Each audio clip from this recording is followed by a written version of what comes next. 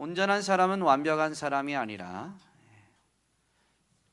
처음 하나님이 지으신 그 모습으로, 하나님이 뜻하신 그 모습으로 회복되어지는 사람이다라는 것을 말씀을 드렸죠. 특별히 지난주에는 그 온전한 사람은 어떤 사람이라고 우리가 말씀을 통해서 되새겼나요? 온전한 사람은 어떤 사람이에요? 예수 그리스도를 닮는 사람. 원래 하나님은 처음에 사람을 만드실 때부터 하나님의 형상을 따라 지었고, 하나님의 온전한 형상이신 바로 성자 하나님 예수 그리스도를 더욱 닮도록 지으셨다라는 것을 분명히 되새겨 보았습니다. 예수 그리스도를 닮는 사람, 그 예수 그리스도를 닮음이 이제 겉으로 드러나게 되어서 예수님을 믿지 않은 사람들조차도 저 사람들은 예수님을 닮은 사람, 예수님을 따르는 사람이구나 라고 해서 불려지게 된 이름이 있죠. 그게 뭐예요? 그리스도인이라는 이 호칭입니다. 그냥 오늘날 교회 다니는 사람들을 일컫는 말로 그 의미가 약간은 변질되었지만, 원래 성경에서 처음 사용되어질 때 그리스도인이라는 그 호칭의 의미는 그리스도를 닮은 사람, 그리스도를 따르는 사람이다 라는 의미였습니다. 그러므로 그리스도인들은 온전한 사람이요 그리스도를 닮아가는 사람인 것이죠. 지난주에는 그 그리스도인들이 어떻게 점점 그리스도를 닮아가게 되는지를 살펴보았습니다. 그리고 그것이 이제 삶의 현장에서 겉으로 드러나게 될 때에 그리스도인이라고 불려지게 된 거죠. 그리스도인이라고 불려지지 않는다 할지라도 예수님을 믿는 사람들은 그리스도인이요 온전한 사람, 그리스도를 닮아가는 사람이었던 것입니다. 여러분, 그리스도인들이 어떻게 그리스도를 닮아가게 돼요? 말씀을 열심히 배우고 지켜 행함으로 인해서 그리스도를 닮아갑니다. 말씀을 배우고 지켜 행하는 것이 전부가 아니라 더 나아가서 말씀을 지켜 행하는 그 본을 보이면서 말씀을 가르치는 것까지가 그리스도를 닮은 것이죠. 왜냐하면 그리스도께서 이 땅에 오셔서 행하신 사역 중에 가장 대표적인 사역이 바로 가르치는 사역이었습니다. 온전한 사람, 즉 그리스도인은 이렇게 말씀을 배우고 본을 보이며 가르치는 사람이죠. 이러한 일들은 사람의 지식과 노력으로 이룰 수 있어요, 없어요? 없어요. 전적인 하나님의 은혜죠.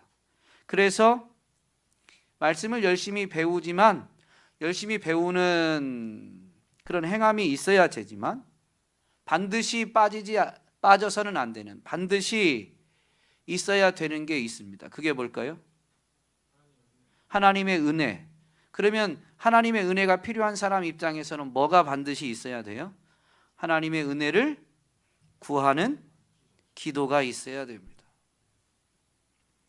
오늘 우리는 사도행전 12장 성경 봉독하는 시간에는 1절부터 5절까지만 읽었지만, 사도행전 12장 전체를 통해서 그리스도인들이 어떻게 기도해야 되는지, 무엇을 기도해야 되는지를 되새기면서 정말로 그리스도인다운 그리스도인으로, 온전한 사람으로 더욱 굳게 서는 저와 여러분이 될 수 있기를 간절히 소망합니다. 오늘 본문에는 세 가지 사건이 나옵니다. 큰 중요한 세 가지 사건이 있는데, 야고보의 죽음과 베드로의 구출 사건과 그리고 헤롯의 죽음이 나옵니다. 이 두 사람의 죽음과 한 사람은 죽음에서 구출받는 사건이 기록되어져 있는 거죠. 이 구출되어지는 사건이 기도를 통해서 이루어지게 되는데요. 그래서 이 부분을 놓고 우리가 기도는 어떻게 해야 되는지, 무엇을 기도해야 되는지를 살펴보고자 합니다. 기도에 대해서 살펴보기 전에 먼저 두 사람의 죽음이 본문에서 다루어지는데 야고보의 죽음과 헤롯의 죽음입니다. 헤롯은 유대 지역을 관할하는 왕이었습니다. 물론 로마가 지배했지만 로마가 여러 민족들을 지배하다 보니까 그 민족 안에서 지도자를 세워서 로마에 대한 반감을 이렇게 완화시키고자 그 지역을 다스리는 왕을, 분봉왕을 세웠습니다. 헤롯은 유대 지역을 다스리는 분봉왕이었습니다. 근데 이 헤롯이 죽음을 당한 이유를 본문에서는 분명히 밝히는데 23절에 보면 헤롯이 영광을 하나님께로 돌리지 아니하므로 주의 사자가 곧 친히 벌레에게 먹혀 죽으니라. 하나님께 영광을 돌리지 않아서 하나님이 치셔서 심판하셔서 죽음을 당했다라는 것이죠. 이 헤롯은 교회를 핍박했습니다. 야고보의 죽음은 헤롯에 의해서 이루어진 일입니다. 이 헤롯은 교만하고 가지고 있는 힘을 가지고 이렇게 무자비하게 사람을 죽이는 일을 행한 폭력적인 사람입니다. 그 교만함과 이런 죄악, 폭력적인 죄악 때문에 결국 하나님이 그를 심판하신 것이죠. 헤롯의 죽음은 우리에게 인생의 죽음은 죄에 대한 하나님의 심판으로 주어진다라는 것을 분명히 깨닫게 합니다. 그렇다면 야고보의 죽음은 왜 이루어지게 되었을까요?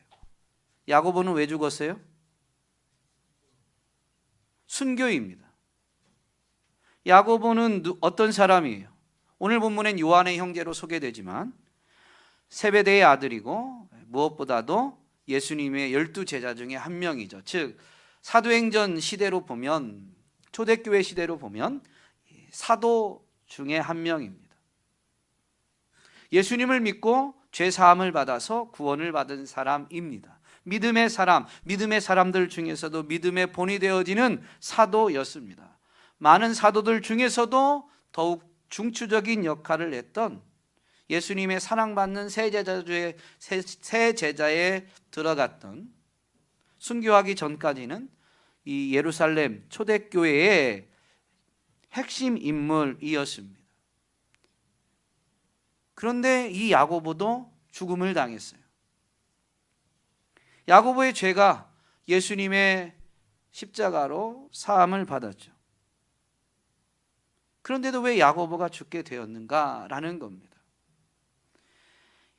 1, 2절 말씀에 보니까 그때의 헤롯 왕이 손을 들어 교회 중에서 몇 사람을 해하려 하여 요한의 형제 야고보를 칼로 죽이니.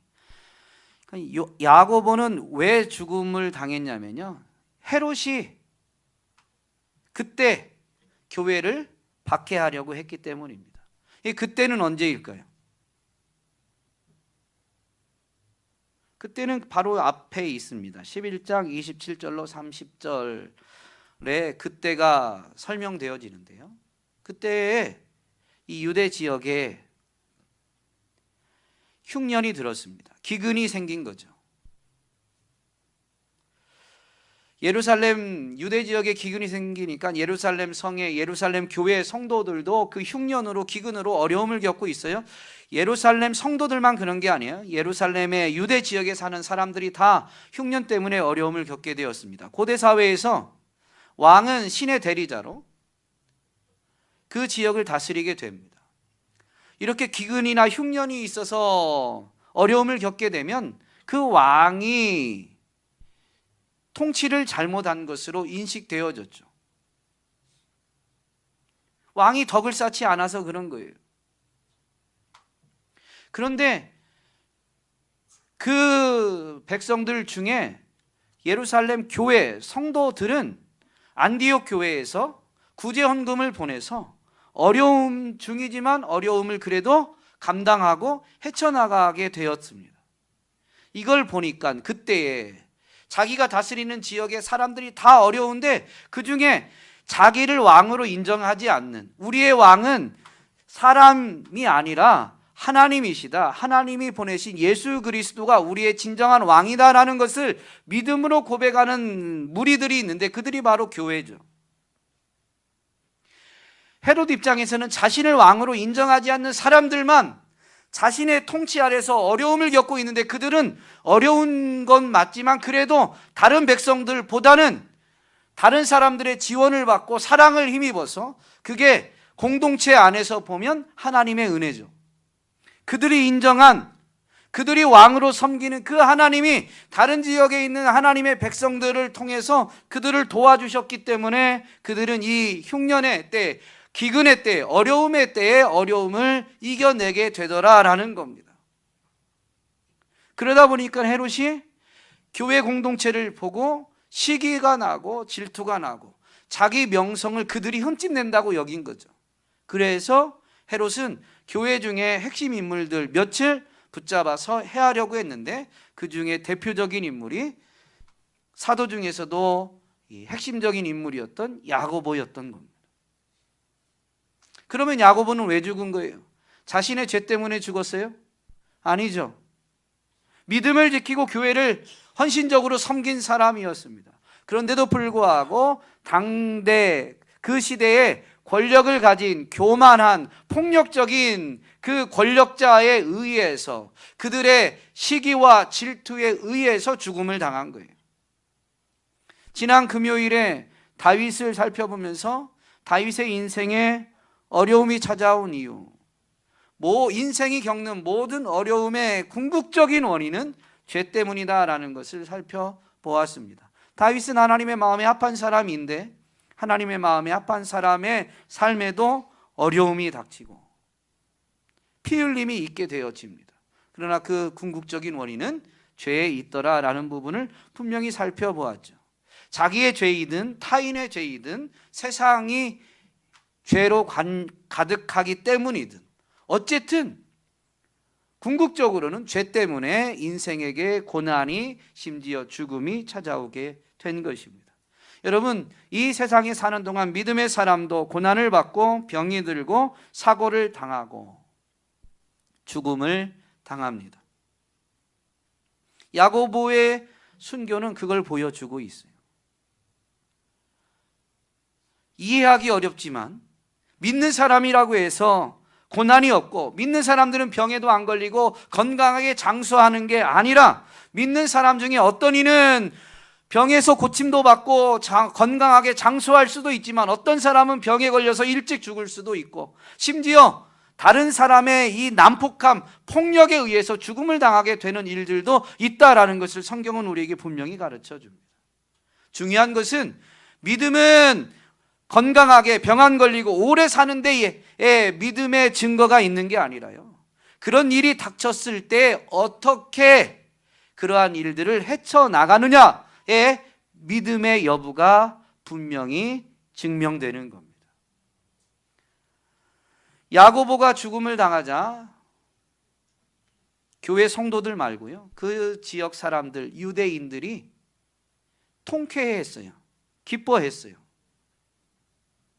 그러니까 헤롯 왕이 자기 백성들을 기쁘게 하려고 베드로도 잡아 죽이려고 붙잡아 오게 됩니다. 그런데 베드로를 잡아온 시점이 유월절, 무교절 기간이었어요. 유대인들은 이 3대 절기 때는 절기를 지키기 위해서 예루살렘에 모여서 너무 복잡하고 그래서 분란들도 일어나다 보니까 예수님도 사실 6월절 어린 양으로 죽으셨지만 원래 종교 지도자들의 의도는 명절을 피해서 그 일을 행하려고 했었던 겁니다. 예루살렘은 이 절기 때는 그만큼 복잡하고 아주 분란이 많이 일어났기 때문입니다. 베드로도 붙잡긴 했는데 6월절 기간이 다가오니까 명절이 지나면 이제 죽이려고 감옥에 가둬둔 겁니다. 그런데 이 베드로의 구출 사건에서 참 놀라운 점이 하나 있는데요. 베드로가 구출받은 게 놀라운 게 아니라요. 베드로는 감옥에 왜 갇혔다고요?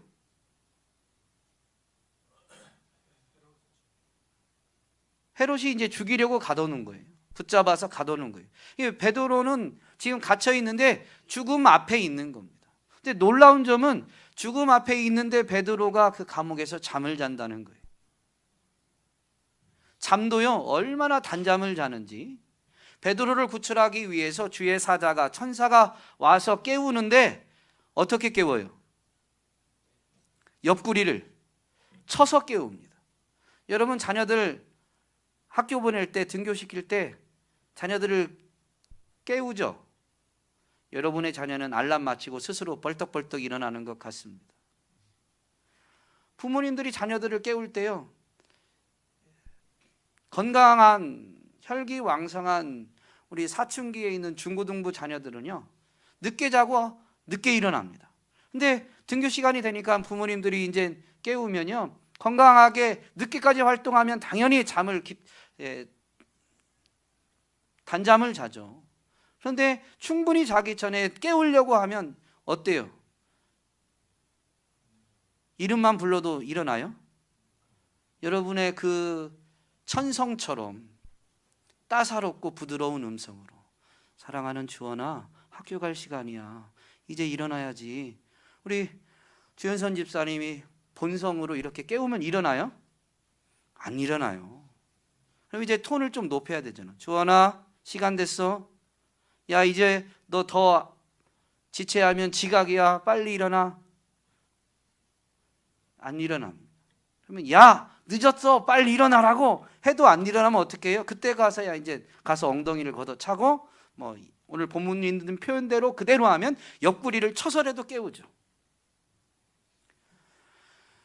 감옥에 있는 베드로가 그렇게 깊이 단잠을 자고 있다는 거죠. 천사가 와서 구출해 내야 되는데 베드로가 자고 있으니까 깨우는데 그냥 쉽게 안 일어나요. 옆구리를 쳐서 깨울 정도로 베드로가 깊이 잠들어 있었던 겁니다.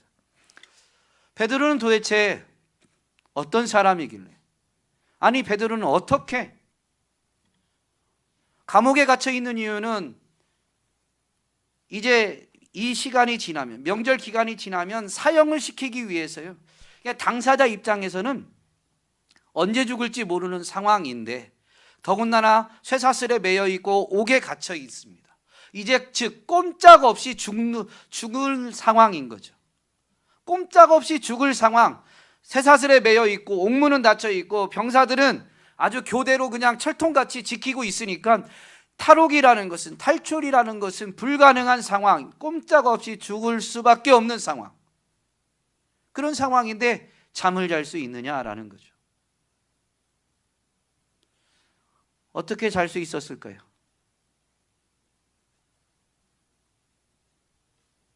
성경에 사도행전 12장에는 이유는 안 나옵니다. 그러나 베드로를 가르친 예수님의 가르침과 또 교회에게 전해지는 가르침들을 참고해 보면 베드로가 기도했기 때문에 감옥에 있지만 평안을 누리게 되었고, 평안을 누리다 보니까 밤이 되니 잠을 청할 수가 있었다라고 생각할 수가 있습니다. 그러면 베드로는 어떻게 기도했을까요? 예수님은 분명히 베드로에게 평안을 주신다라고 하면서 내가 주는 것은 세상이 주는 것과 같지 않다, 분명히 세상이 주는 것과 전혀 다른, 환경과 상황이 흔들 수도 빼앗을 수도 없는 평안을 주신다라고 분명히 말씀하셨습니다. 여러분, 베드로에게 평안을 주신 분이 예수님이면 우리가 그 예수님을 동일하게 베드로처럼 나의 주 나의 하나님으로, 예수님이 곧 나의 주와 그리스도이심을 믿고 고백하는 모든 사람들에게도 동일한 평안을 주신 줄로 믿습니다. 그러면 우리는 이 평안을 누리고 있나요? 할렐루야. 근데 저는 잘 안 되더라고요. 베드로나 나나 똑같은 육체를 가지고 똑같은 타락한 본성을 가진 연약한 자인데, 베드로는 죽을 수밖에 없는, 매여 있고 갇혀 있는 상황에서도 평안을 누리는데, 저는 매여 있고 갇혀 있고 죽음 앞에 있지 않더라도요, 작은 문제 앞에서도 근심 염려가 아주 요동을 칩니다. 차이가 어디에 있을까? 기도에 있습니다. 베드로는 사도행전에서 분명히 보는 것처럼 제9시에는 기도 시간이어서 성전에 올라가면서 기도했습니다. 그것은 한두 번 행한 게 아니에요. 항상 그렇게 행한 겁니다. 감옥에 갇혀서도 기도했는데 여러분, 이때 기도하는 방법이 중요한 거죠. 기도의 내용이 중요한 겁니다. 교회가 주는 가르침에는 분명히 이 평안을 누릴 수 있는, 평안은 내가 가지는 게 아니죠. 주님이 주시는 거죠. 평안은 내게 가지는 게 아니죠. 주시는 거예요. 작은 문제가 와서 염려가 싹 트면 여러분, 내가 평안을 가지고 싶어서 이 문제를 생각 안 하려고, 염려가 들면 염려야 떠나가라, 나는 평안하다, 나는 평안하다, 염려야 사라져라, 그렇게 막 내가 말한다고 해서 여러분 마음이 평안해져요? 염려를 내가 말하는 순간에 나는 염려를 생각하고 있는 거고, 그러면 그 염려는 내 생각을 더 꽉 채워서요 염려가 더 커지지 평안이 누려지지 않아요. 평안은 주어지는 거예요. 세상이 주든 하나님이, 예수님이 주든 주는 거예요. 돈 문제로 염려가 오면요, 세상이 돈을 가져다 주면 여러분 염려가 사라집니다. 평안이 있어요. 그런데 당장에 급한 불을 끄는 돈이 생기면 그 순간에는 평안이 있는 것 같은데, 문제를 메꾸고 나면 이제 난 뭐 먹고 살아야 되나 하면서 또 염려가 또 찾아옵니다. 세상이 평안을 아예 안 주는 게 아니에요. 여러분, 세상도 평안을 가져다 주는데 세상이 주는 평안은 상황과 환경에 따라서 요동치는 겁니다. 근데 주님이 주시는 평안은 환경이 안 바뀌어도, 문제는 여전히 그대로 있어도 주님이 평안을 주시면 상황과 환경은 여전히 그대로여도, 나는 여전히 곤고한 상황인데 희한하게 내 마음은 평안한 거죠. 문제는 해결이 안 됐는데 내 영혼은, 내 심령은 평안한 겁니다. 이게 주님이 주시는 평안이에요. 그 평안이 언제 주어지냐면요, 모든 일에 기도와 간구로 구할 것을 감사함으로 하나님께 아뢰면 모든 지각에 뛰어난 하나님의 평강이 그리스도 예수 안에서 너희의 마음과 생각을 지키신다. 평안함으로 생각과 마음이 가득하게 되어진다라는 겁니다. 여러분, 기도하는데 어떻게 기도해야 된다고요? 모든 것을 알아야 돼요. 하나님, 저한테 이런 문제가 있는데 이 문제가 해결되려면 무엇이 필요합니다. 하나님 도와주십시오 라고 기도하는데, 모든 것을 기도하는데 핵심은 감사함으로 기도하라는 겁니다. 그건 무슨 얘기냐면 이미 하나님이 해결해 주신 것처럼 믿고 구하라는 것과 같은 의미예요. 우리는 순서를 찾고 우리 수준에서 우리의 논리를 가지고 순서를 자꾸 바꾸려고 합니다. 그 사람이 바뀌면 주님 제가 바뀌겠습니다. 그 사람이 바뀌면 그때 제가 감사하겠습니다. 그런데 그게 아니에요. 이 문제, 내가 갖고 있는 문제가 누군가가 바뀌어야 된다라고 한다면 여러분 아뢰십시오. 그러나 이미 그렇게 된 것처럼 감사함으로 아뢰는 거예요. 이 문제를 해결해 주시고 그 사람의 마음을 바꿔주시고, 그래서 저를 여기서 건져주신 하나님 감사합니다. 이것은 제 힘으로 이루는 게 아니라 주님이 베푸시는 은혜로 이루어집니다. 감사함으로 아뢰는 거죠. 그러면요, 정말로 그렇게 계속 기도하다 보면 믿음대로 먼저 내 마음이 이루어집니다. 그게 평안이에요. 그리고 내 마음에서 믿음대로 되어지면 삶에서도 믿음대로 되어집니다. 베드로는 분명히 갇혀있는 상황에 감사함으로 기도했을 거예요. 사도 바울도 복음 전하다가 빌립보 지역에서 감옥에 갇히게 됩니다. 그때 바울은 신라와 함께 갇혔는데 감옥에 갇혀서 어떻게 했어요? 기도하고 찬송했습니다.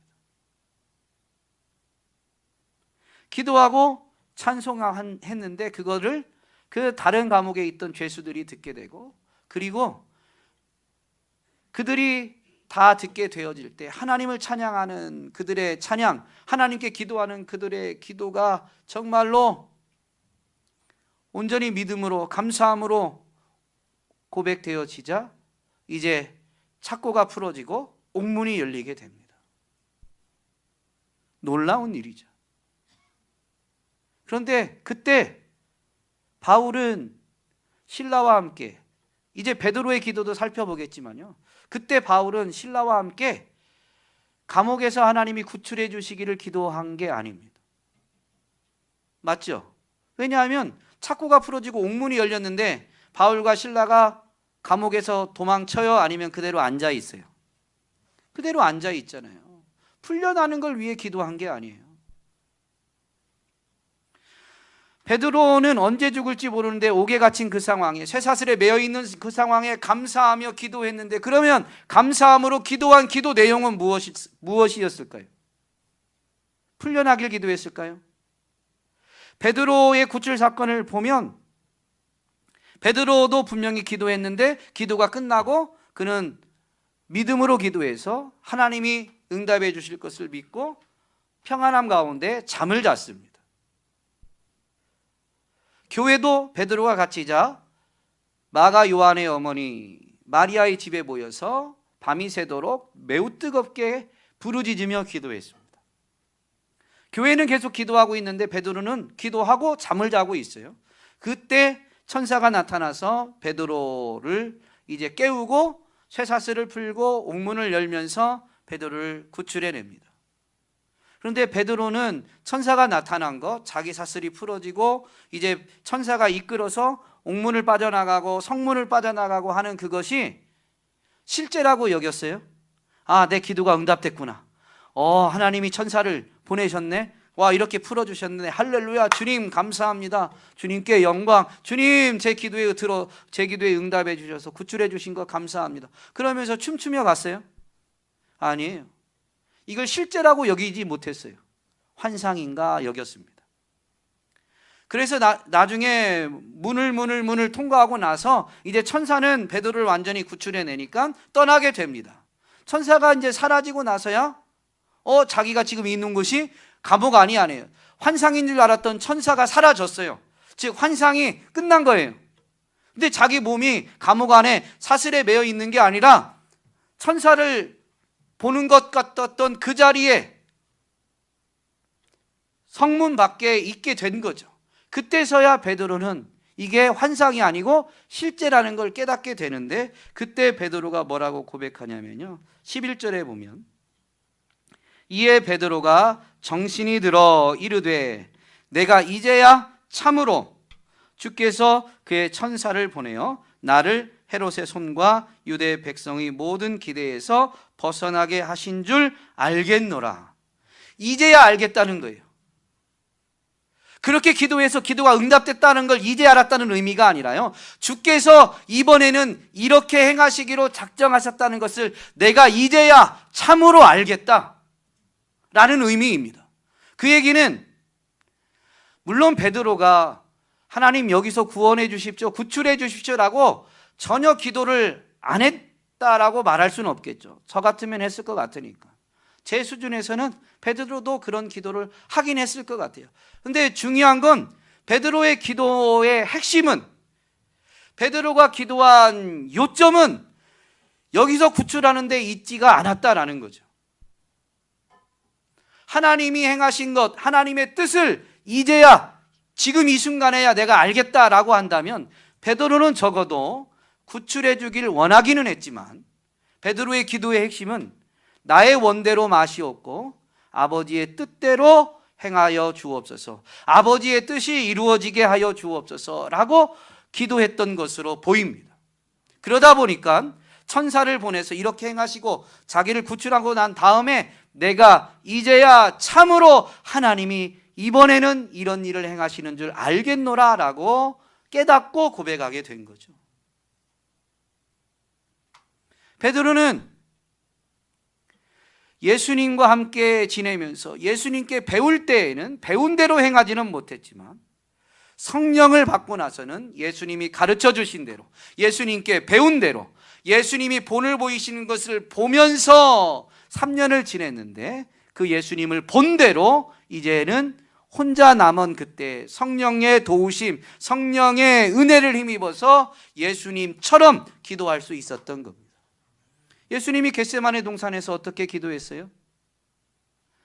아버지여, 이 잔을 내게서 옮겨주세요 라고 기도했습니다. 그런 기도를 안 한 게 아니에요. 그런데 1시간 동안 땀방울이 핏방울이 되도록 기도하신 기도의 요점은 이 잔을 옮겨주세요 라는 자기가 원하는 것을 달성하기 위해서 1시간 동안 애쓴 게 아닙니다. 예수님은 이 땅에 무엇을 위해 오셨는지를 이미 알고 계신 분이셨어요.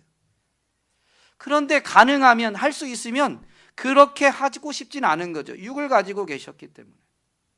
그래서 할 수 있으면, 가능하면 이 잔을 옮겨주세요 라고 기도했지만 자신이 이 땅에 무엇을 위해 오신지 아는 예수님은 1시간 땀방울이 핏방울이 되도록 기도한 기도의 핵심은 그러나 나의 원대로 마시옵고 아버지의 뜻대로 하시옵소서 라고 기도한 거예요. 그건 말만 한 게 아니라 아버지의 뜻이 뭔 줄 아는데 이게 옮겨지기를 원하는 자기 자신의 모든 원함을 하나님의 뜻이 이루어지는 데 복종시키기 위해서, 그래서 정말로 죽기까지 하나님의 뜻에 자발적으로 적극적으로 순종하기 위해서 기도한 겁니다. 그 자기 원함을 복종시키는 그 행위가 1시간 동안 땀방울이 핏방울이 되어지도록 애쓴 거죠. 베드로도 분명히 그렇게 기도했을 겁니다. 나의 원대로 마시옵고 아버지의 뜻대로 하시옵소서. 여러분, 베드로를 향한 하나님의 뜻이 뭘까요?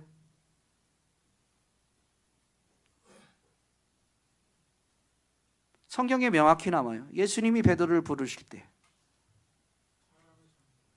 내가 이제까지는 물고기를 낚는 어부였지만 예수님을 만난, 예수님이 그를 부르시는 그때부터는, 이제부터는 네가 사람을 낚는 어부가 되리라. 베드로는 자기가 해야 될 일이 뭔지 알아요. 사람을 낚는 일이었어요. 사람을 낚는 게 뭐예요? 복음을 전하는 겁니다.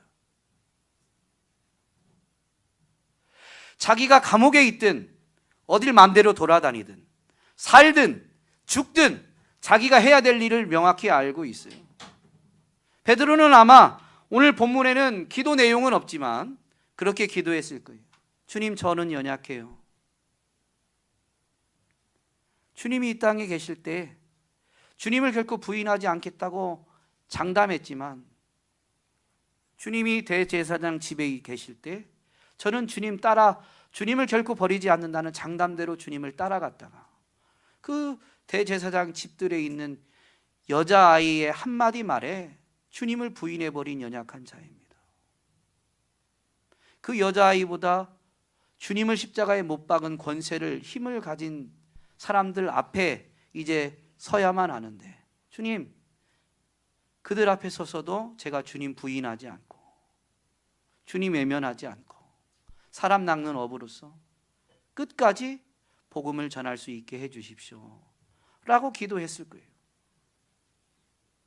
이왕이면 여기서 풀려나서 더 많은 사람들을 만나고 복음 전할 수 있게 해주십시오, 풀려나게 해주십시오라는 걸 안 하진 않았겠지만 그의 기도의 핵심은 자기 원함이 아닌 자신을 사람을 낚는 업으로 택하시고 부르심에 마지막까지 순종할 수 있기를, 살든지 죽든지 복음 전할 수 있게 해달라고 기도했을 겁니다. 그래서 천사가 나타나서 구출해 주는데도 불구하고 자기의 기도가 응답됐다고 여기지 않고요, 환상인가? 라고 생각한 거죠. 어쨌든 구출받은 베드로가 교회가 모인 곳으로 가죠. 마가 요한의 어머니 마리아의 집에 갑니다. 베드로가 가서 보니까 안에서 막 소리내서 기도하고 있어요. 그러니까 어떻게 해요? 문을 두드리죠. 그런데 안에서 너무 뜨겁게 기도하니까 문 두드리는 소리가 안 들려요. 문을 점점 세게 두드렸겠죠. 그래도 안에서 반응이 없어요. 그러니까 베드로가 어떻게 해요? 오늘 성경에 이걸 일일이 설명해 놓지는 않았어요. 베드로가 문을 세게 두드리는데도 안에서 반응이 없으니까 이제 소리 지르는 거죠. 안에 있을 법한 사람들, 교회의 핵심 멤버들, 교회에 그 많은 교인들이 있지만 그 중에서도 정말로 이런 때에 자기가 이런 어려움이 있다면 자기를 위해서 땀방울이 핏방울이 되도록 기도할 만한 사람 저기 있을 거다 생각하고 분명히 이름을 부르겠죠. 저도 베드로처럼 제가 어려움이 있을 때 적어도 우리 성도들 중에 누구는 지금 예배당에서 기도하고 있겠구나 라는 사람들이 좀 많이 있었으면 좋겠습니다. 어쨌든 베드로가 누군가의 이름을 불러요. 그러면서 문을 계속 두드리는데요, 여러분 교회가 얼마나 뜨겁게 기도했냐면 문을 두드리고 외치는 소리를 전혀 듣지 못하고 계속 기도하고 있는 거예요. 근데 여자아이, 로데라는 여자아이가 밖에서 뭐 이상한 소리가 나는 걸 들은 거예요. 아무래도 아이다 보니까 어떤 소리에 조금 영향을 받고 기도에 더 집중을 못했을 수 있죠. 어쨌든 이 여자아이가 밖에 나가봅니다. 그래서 나가서 보니까 방 안에 있을 때는 문 두드리는 소리와 누구 사람이 좀 부르는 소리 같았는데 방 안에서 밖으로 나가서 보니까 누군가가 계속 문을 두드리면서 막 사람을 부르는데 그 목소리가 이제 밖에서 들으니까 누구의 목소리인지 알겠는 거죠. 베드로의 목소리였어요. 이 로데라는 여자아이가 지금 베드로가 여전히 대문을 두드리면서 막 부르는데, 즉 베드로가 문 밖에 서 있는데 너무 놀래가지고요 가서 문을 열어준 게 아니라요 방 안으로 들어갑니다. 그래서 방에서 기도하는 사람들 옆 사람부터 한 사람씩 깨웠겠죠. 기도를 중단시키면서 말했겠죠. 지금 베드로가 밖에 와 있어요. 그러니까 기도하던 사람들이 이제 기도를 점점점 이제 중단하면서 여자아이가 말하는 걸 듣는데 베드로가 밖에 있다고 하는데, 와, 우리의 기도가 응답됐습니다, 할렐루야 그러고 다 밖으로 뛰쳐간 게 아니라 그렇게 모여 뜨겁게 기도하던 그들이 이 로데라는 여자아이 보고 이야기합니다. 너 왜 그래?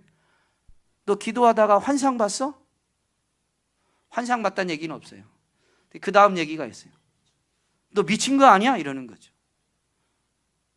너 왜 그래? 미친 거 아니야? 지금 베드로가 문 밖에 있다니 말도 안 되는 소리 하고 있어. 근데 여자아이가 계속 이야기하니까 좀 집중을 할 수밖에 없죠. 자기들끼리 옥신각신하던 그들이 여자아이의 말을 듣고 베드로가 밖에 있나? 라고 하면서 잠깐 정적이 흐르는데 밖에서 누군가가 문을 두드리고 사람의 이름을 불러요. 그래서 나가 보니까 진짜 베드로가 거기 있었던 거죠. 무엇을 의미하냐면요, 교회도 베드로가 구출되기를 기도한 게 아닙니다.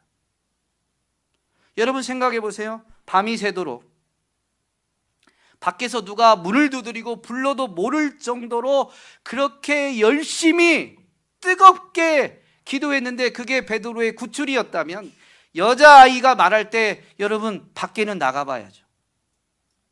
그렇게 뜨겁게 오래도록 기도했는데 진짜 베드로가 밖에 있습니다 라고 하는 말을 듣고 너 미친 거 아니야 라고 했다면 그렇게 기도한 사람들은 도대체 뭘 믿고 기도하는 거예요? 그러니까 기도를 그렇게 하지 않았다라는 의미입니다. 그럼 교회는 어떻게 기도했을까요? 베드로의 기도와 같았을 거예요. 야고보 사도가 이전에 순교했는데 우리 베드로 사도도 이번에 붙잡혔습니다. 꼼짝없이 죽임을 당할 건데 베드로 사도도 그 칼의 위협 앞에서, 칼 아래에서 마지막까지 주님을 부인하지 않고 우리 베드로 사도가 그 죽음 앞에서도 살든지 죽든지 복음을 선포할 수 있도록 하나님 붙들어 주십시오.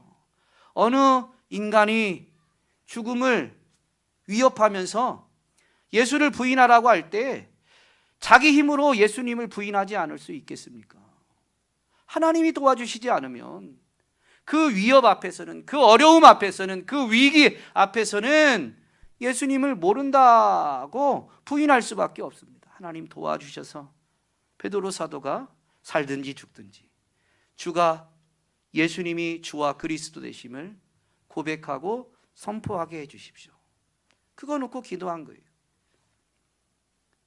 그걸 어디서 할 수 있냐면요, 베드로 사도가 요한과 함께 성전 미문에 앉아있던 그 나면서부터 못 걷는 사람을 고치게 됩니다. 이 일이 너무 놀랍다 보니까 그날 사람들이 그 사건을 통해서 5천 명이나 회개하고 주님께 돌아오게 되죠. 그러면서 베드로와 요한은 더욱 사람들에게 예수 그리스도를 가르치게 됩니다. 그러니까 종교 지도자들이 예수 그리스도를 가르치고 전하는, 예수 그리스도의 부활을 선포하는 이 베드로와 요한이 못마땅해서 붙잡아다가 위협하게 되죠. 왜냐하면 성전 미문에 앉아있던 나면서부터 못 걷는 사람, 그 사람이 이제 걷게 된 것은 부인할 수 없는 이미 일어난 사건이에요. 그러니까 그 사건을 계기로 예수님을 말할 때, 예수님이 고쳐주셨다라고 할 때 뭐 어떻게 할 수가 없어요. 명백한 증거가 있으니까. 그러니까 그들을 처벌은 못하고 붙잡아다가 위협만 합니다. 아마 죽음을 빌미로 위협을 했겠죠. 예수 그리스도의 이름으로 가르치지 말라, 예수 그리스도를 전하지 말라. 그러자 이제 베드로와 요한이 위협을 받고 풀려나서 교회에 와서 이걸 다 알리게 됩니다. 그때 교회가 어떻게 해요? 기도합니다. 그때 기도 내용을 보면 주여 이제도 그들의 위협함을 굽어 보시옵고, 그들이 위협한 걸 주님 아시죠? 라는 거예요. 그러니까 위협한 그들을 주님이 이제 쓸어버려 주세요. 그들이 더 이상 위협하지 못하도록 막아주세요 라고 이어서 기도하지 않아요? 주여 이제도 그들의 위협함을 굽어 보시옵고, 또 종들로 하여금 담대히 하나님의 말씀을 전하게 하여 주세요 라고 기도합니다. 그들이 위협한 거 보셨죠? 그들의 위협이 실제입니다. 그런데 주님, 종들이 그들의 위협에도 불구하고 복음을 전하는 것을 중단하지 않고 그들이 위협할지라도 담대히 복음을 전할 수 있게 해주세요 라고 기도한 거예요. 감옥에 갇히든 위협만 하든, 여러분, 참된 믿음의 사람들은 무엇을 위해서 기도했냐면요, 자기 자신을 위해 기도한 게 아니에요. 자기를 살린 주님을 위해, 주님이 주되심을 증거하는 것을 위해 기도한 겁니다. 오늘 우리의 기도는 어떻습니까? 우리도 그리스도인인데, 베드로는 쇠사슬에 매이고 옥에 갇혀 있고 이제 죽을 상황인데도 기도하고 잠을 잘 수가 있었어요. 우리의 기도는 어떻습니까? 우리는 자꾸 이 땅에서의 문제 해결만 놓고 기도하죠. 하나님 이거 해결해 주시면 제가 감사하겠습니다. 여러분, 예수님의 구원하심을 정말로 믿고 체험한 사람은 이제는 그리스도를 위해서, 그리스도를 전하는 것을 위해서 기도하게 됩니다. 살든지 죽든지. 어차피 인생은 한 번은 죽으니까. 살든지 죽든지 나를 구원한 분은 주님이기 때문에 나는 주의 것이니 나를 통해서 주님이 영광을 받으시옵소서. 나를 통해서 주님의 이름이 증거되게 하옵소서 라고 기도하게 되는 것이죠. 그 기도가 어떤 사람들은 살아나는 경우도 있고 어떤 사람은 의연하게 죽음을 통과하게 되는 경우도 있습니다만은, 한 가지 분명한 것은 사망이나 생명이 그 믿음을 변질시키지 못합니다. 오늘 저와 여러분의 믿음이 오늘 베드로와 같이 또는 초대교회와 같이 참된 믿음, 굳건한 믿음이 될 수 있기를. 그래서 기도하지만 감사함으로 기도하고 모든 것을 맡기되 나 자신을 위해서가 아니라 주님의 뜻이 이루어지는 것을 위해서 더욱 간절히 기도하게 되는 저와 여러분이 다 될 수 있기를 주님의 이름으로 축복합니다.